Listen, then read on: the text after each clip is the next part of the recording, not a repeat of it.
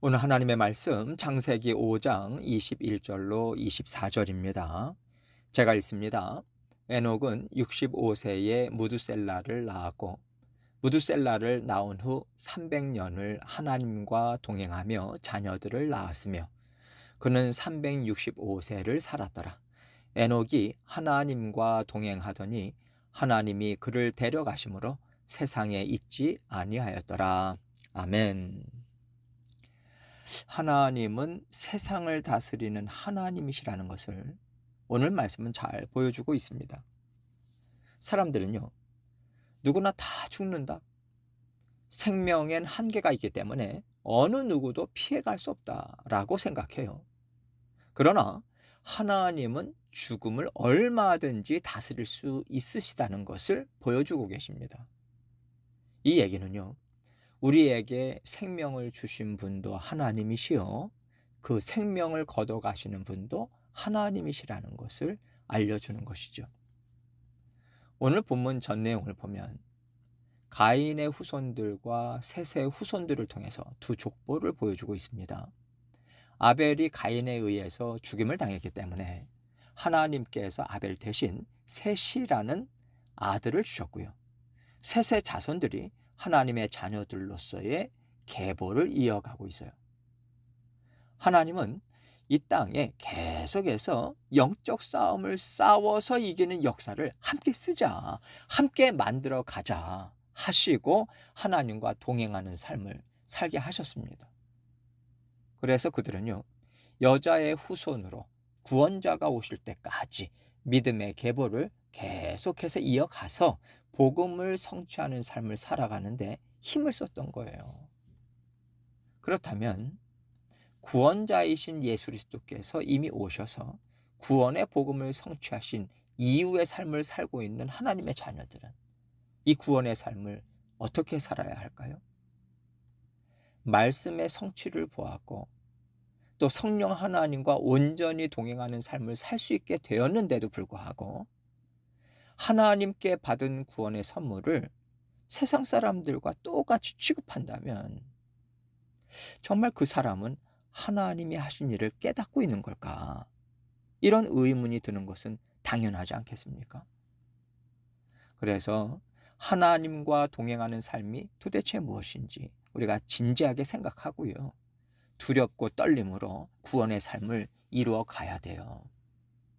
오늘 본문에 나오는 에녹은 하나님의 마음에 합한 사람이라는 인정을 받고 사람이라면 피할 수 없는 죽음을 지나지 않고요.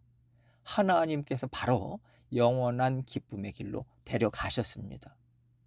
도대체 에녹이 어떻게 살았길래 그랬을까? 하나님의 말씀을 통해서 생각도 해보고 또 적용도 하고자 합니다. 오늘 본문 21절로 23절 말씀 봅니다. 에녹은 65세에 무두셀라를 낳았고 무두셀라를 낳은 후 300년을 하나님과 동행하며 자녀들을 낳았으며 그는 365세를 살았더라.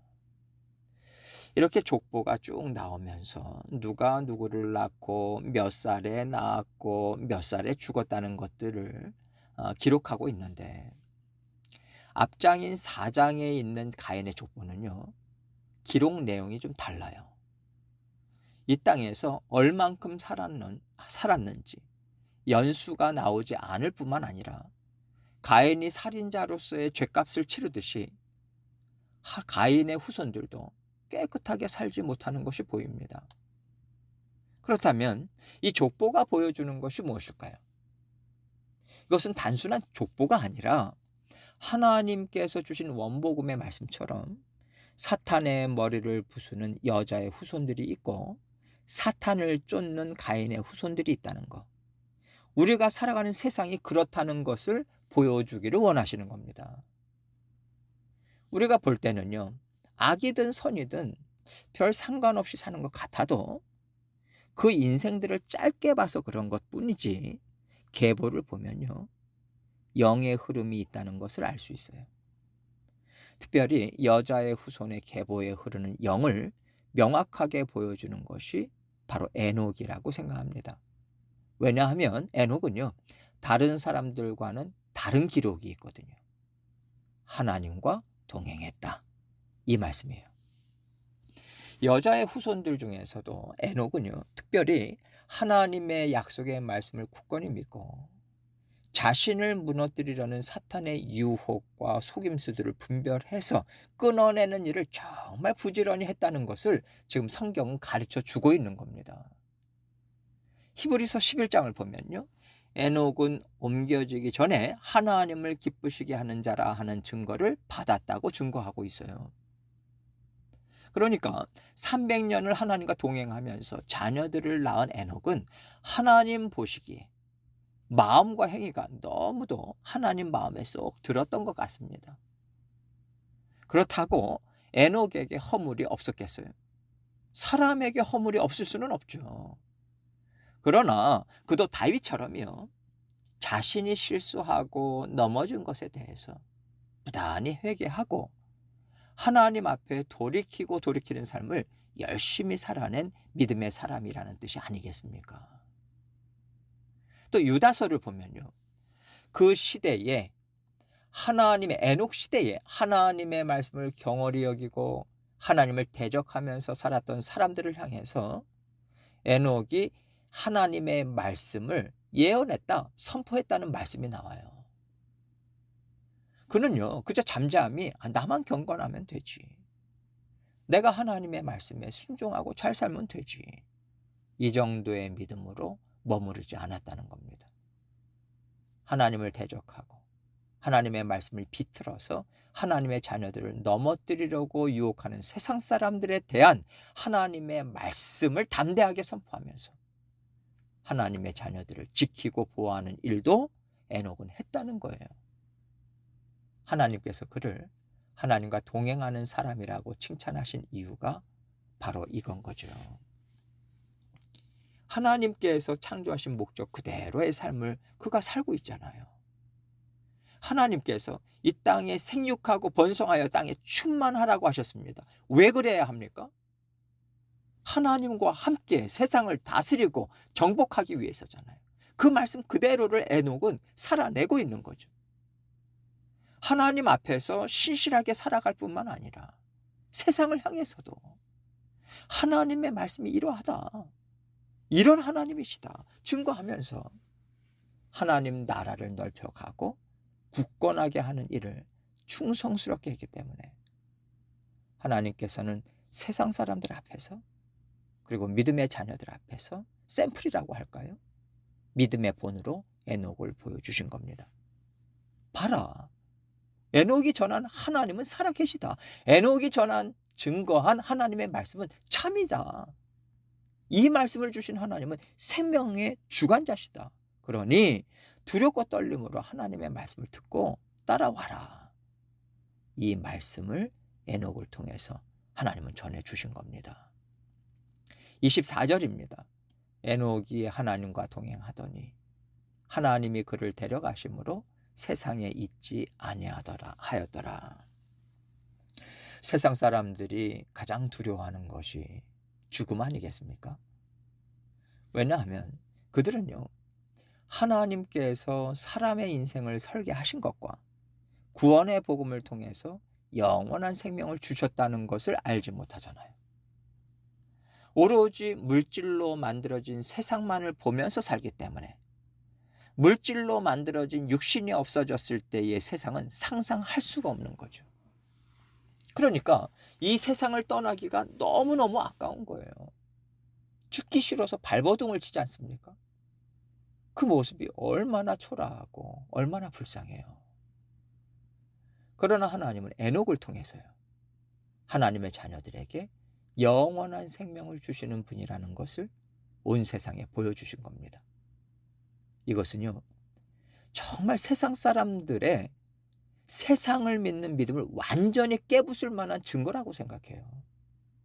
마치 하나님께서 사탄의 머리를 부셔버리는 것과 같은 엄청난 충격과 파급 효과가 있었을 거라고 생각합니다. 뿐만 아니라 오늘 본문 전 내용을 보면요, 믿음의 후손들이라 할지라도 하나님과 동행했다는 인정을 받는 사람이 없잖아요. 믿음은 지켰지만 하나님께서 생명을 주신 목적을 온전히 깨닫고 살아가는 사람이 없었다는 얘기거든요. 그들 또한 하나님께서 깨우치시는 겁니다. 에녹을 통해서요. 이렇게 살아야 한단다. 너희가 믿음 안에서 살고 있다는 것으로 만족하지 말고 세상을 향해서 선포해라. 하나님 나라를 굳건히 지키고 확장시켜라. 하나님께서 이 말씀을 에녹의 삶을 통해서 그들에게 들려주신 거예요. 들려주시는 것뿐만이 아니라 보여주신 겁니다. 충격적으로요.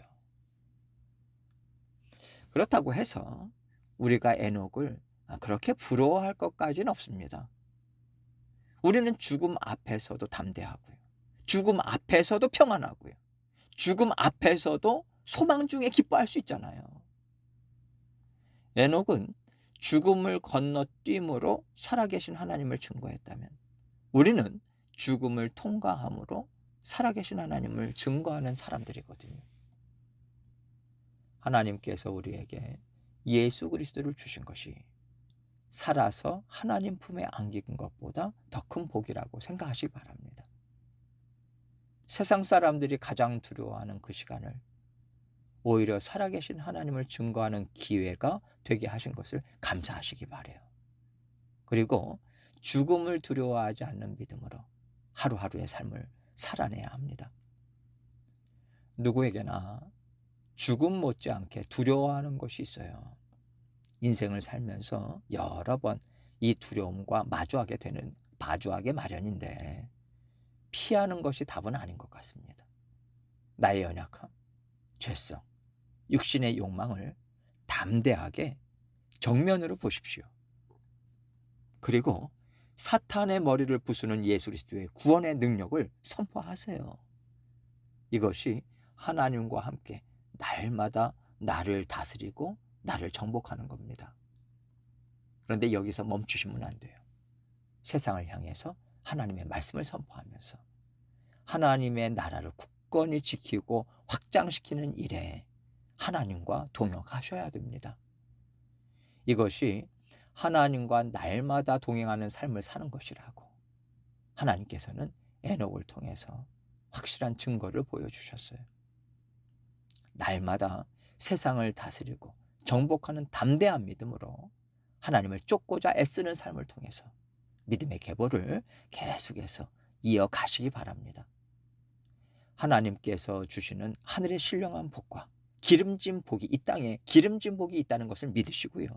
힘있게 하나님과 날마다 동행하시는 저와 여러분이 되시기를 주님의 이름으로 축원합니다.